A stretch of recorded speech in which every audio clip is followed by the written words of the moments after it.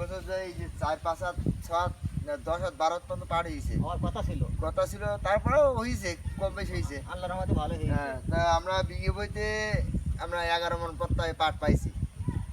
11 মন 11 মন প্রত্যয় পাইছে পাট, হাই পাই পাট হয়েছে, ছালি বিশাল। দামে আমরা দামে ফলনও পাইছি 4200 টাকা করে মন পাইছি আমরা। 4200 টাকা মন। 4200 টাকা মন।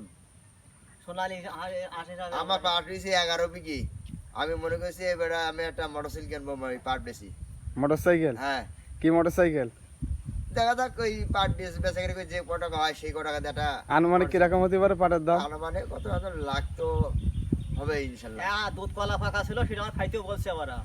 দুধ কলা পাকা? হ্যাঁ, এই হ্যাঁ। বিনিময়ে খাইতে বলছে আমারে।